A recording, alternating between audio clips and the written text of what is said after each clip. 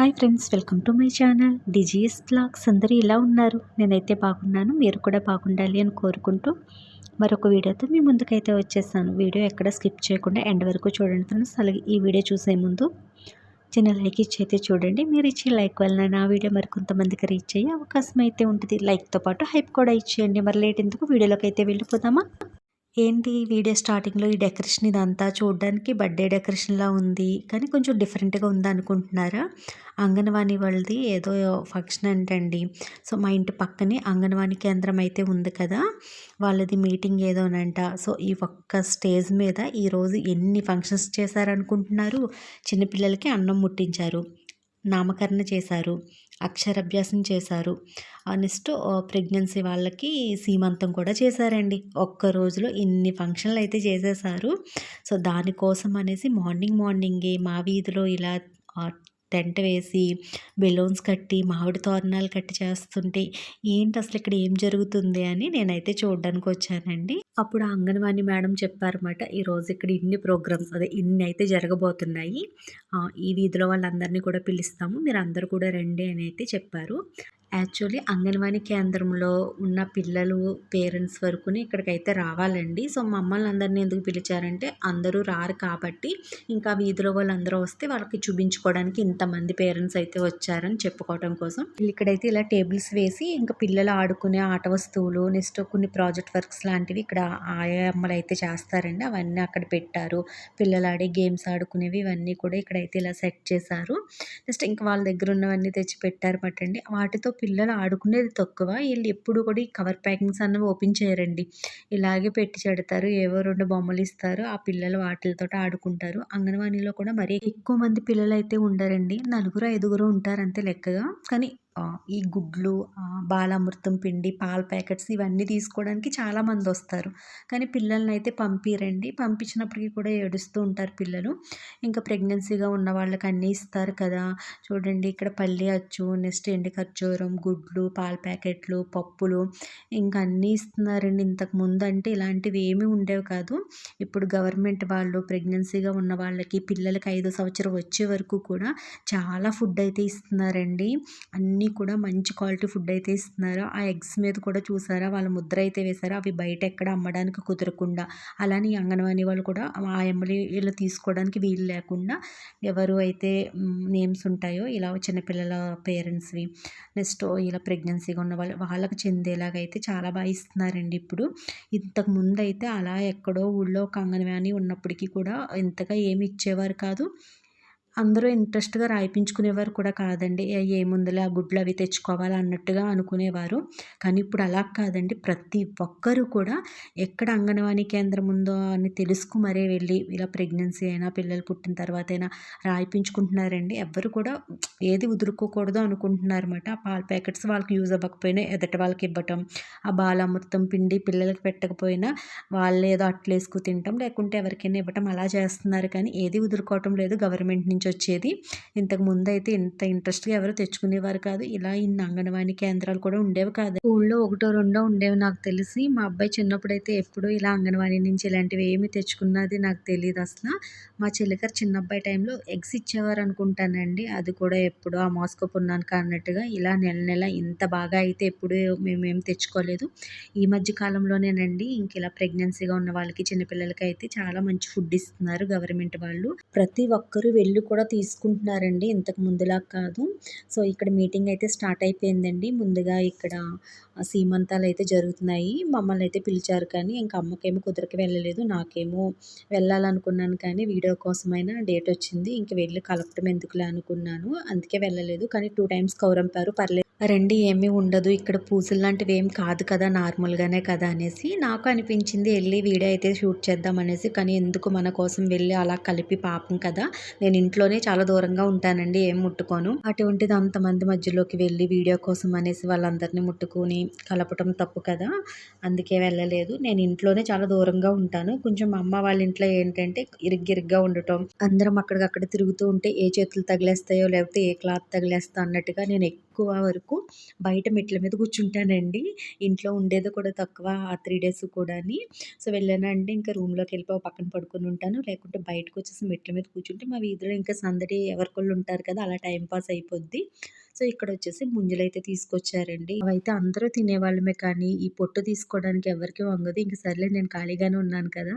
పొట్టు తీసి పెడతాననేసి అయితే ఇక్కడ పొట్టు తీస్తున్నాను. మా వోడైతే వీడియో తీస్తున్నాడు. మా కార్తిక్ గాడిని నీకు ముంజలన్నీ తీసి పెడతాను కదా! నాకు వీడియో తీయంటే అప్పుడు తీస్తున్నాడండి వాడు.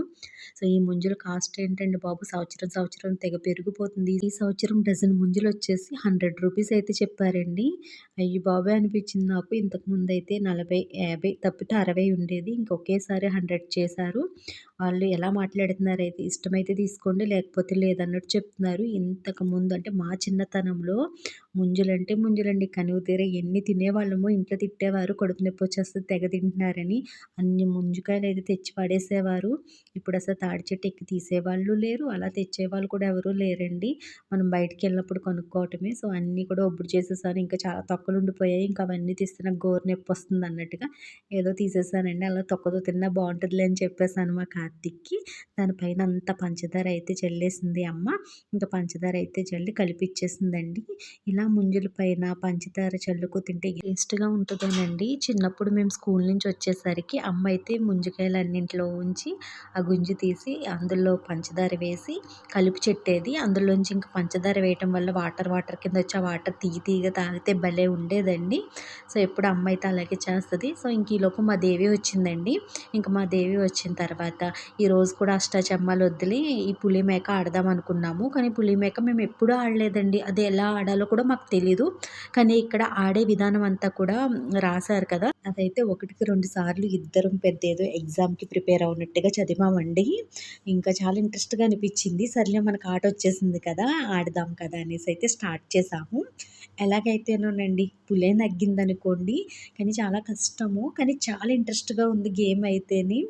అసల ఎప్పుడు ఆడలేనప్పుడు రాదేమో, ఎలా ఉంటది, ఎందుకులే తక్కిడాట ఆడుకుందామా, లేకపోతే నిన్నట్లాగే అష్టాచమ్మాలు ఆడుకుందామా అనుకున్నాం. కానీ ఎందుకు మనం ఇక్కడ చదివాం కదా! ఏముంది మేకలనైనా పులి మింగేయాలి. లేకుంటే పులి ఎటు వెళ్ళకుండా పులిని లాక్ చేసేయాలని అయితే చెప్పిందండి మా దేవి క్లారిటీగా. చూద్దాంలే అని ఆడాము. నేనైతే మేకల్ని, మా దేవి అయితే పులిమట. సో, ఫైనల్‌గా మా దేవియే నగ్గిందండి. ఇక్కడైతే వాయిస్ మ్యూట్ చేయకుండా ఉంది కదా!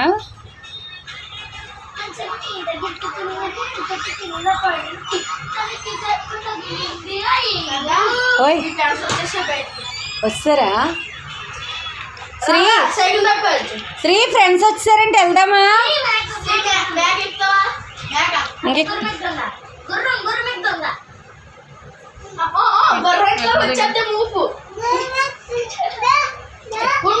ఓయ్ బావ కార్తీక మేము వస్తాం అప్పుడు తీసుకెళ్తాం. ఇప్పుడు అప్పుడే వద్దు, ఉడుగ్గా ఉంది కదా, మబ్బిస్తుందా?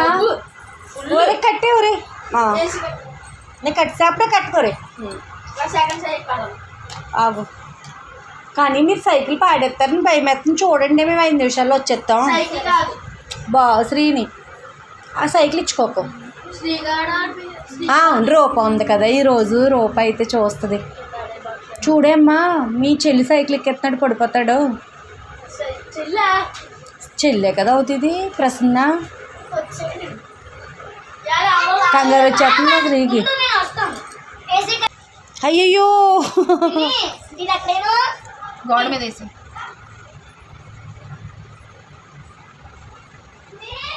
ఫోన్ ఇది పెట్టు, రిమోట్ పెట్టు. ఏంటి పులి వచ్చింది చూడు, పెట్టు లోపల. ఇప్పుడు నేను జరపాలి కదా, ఇక్కడ జరిపితే తప్పేస్తాను. ఇచ్చేద్ది.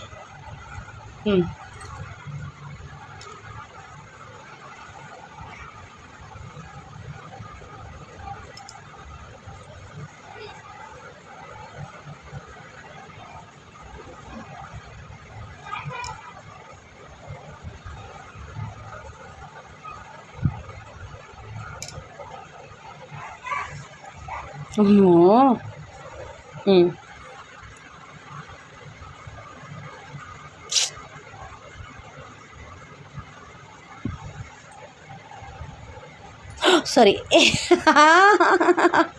మర్చిపోయినా, పులి చూసుకున్నాను.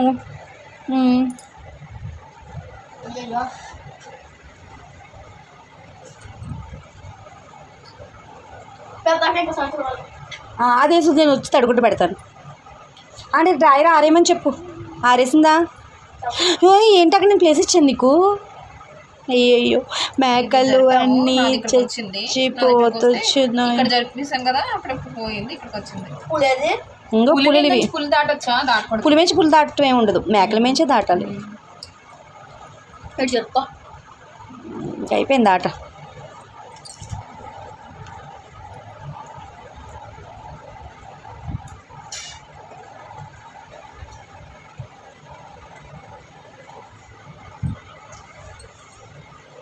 ఇక్కడ తప్పు చేశాను, ఇక్కడ పుల్లు లాక్ చేశాను, అక్కడ తప్పు చేస్తాను. ఇక్కడ వదిలేసాను, మర్చిపోయి వచ్చేసావు. అదే నేను జరిపేసి నీకు ఎందుకు జరిపోవాల్సింది, అసలు ఐడియా లేదు అక్కడ. ఫస్ట్ లాగ్ అయిపోయింది, నువ్వు రిలీజ్ చేసావు. అదే రిలీజ్ చేస్తే నేను వచ్చాను.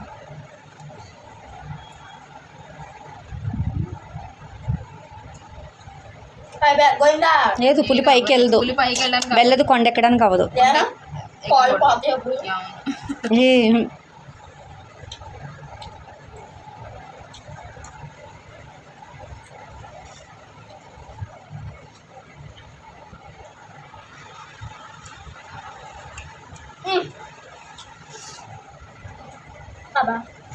అయ్యో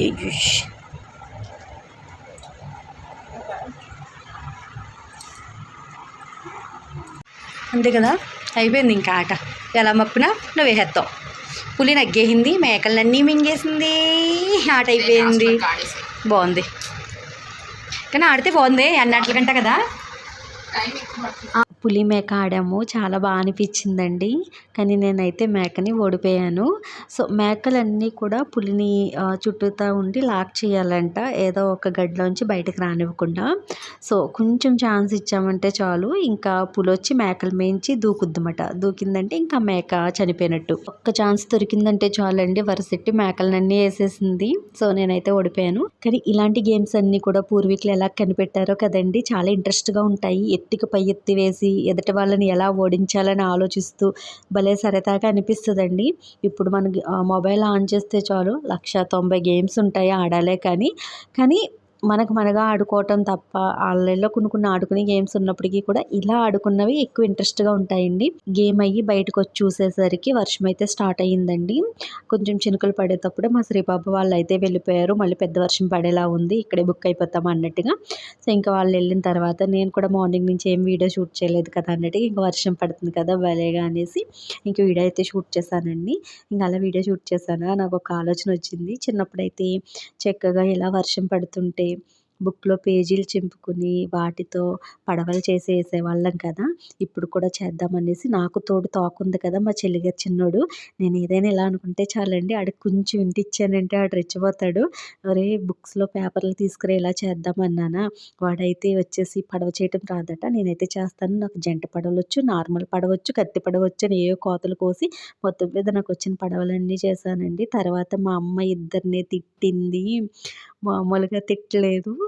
సో ఇంకా ఒక 3-4 పడవలు వేసి సైలెంట్ అయిపోయాము. ఎందుకంటే అక్కడ వాటర్ ఏంటంటే గొట్టాలు వేసేసారండి, పైన సిమెంట్ చేసేసారు కదా, అందులోంచి వాటర్ స్టక్ అయిపోద్ది మాకు.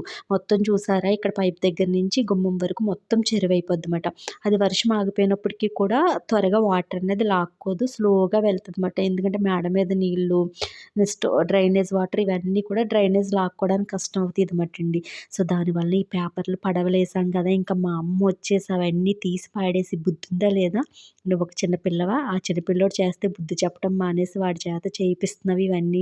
అసలే పెద్ద వర్షం వస్తుంటే వాటర్ వెళ్ళడానికి ఆ గొట్టాల్లోంచి కష్టం అవుతుంది, దానికి తోడు ఇలా మీరు కాగితాలు వేస్తే ఆ కాగితాలు వెళ్ళి అక్కడ అడ్డుపడిపోయినాయి అనుకో, అవన్నీ తవ్వాలి, తవ్వితే కానీ ఆ గొట్టాలు ఉన్న కాగితాలు ఇవన్నీ రావు, అదేనా చిన్న విషయం అనుకుంటున్నావు ఏంటని తెగ తిట్టిందండి. ఇంకా దెబ్బకి సైలెంట్ అయిపోయామ్మ కార్తీక్ నేనుని. అంతే మరి ఈరోజు వీడియో అయితే. వీడియో నచ్చితే లైక్ చేయండి. Thanks for watching. Bye bye.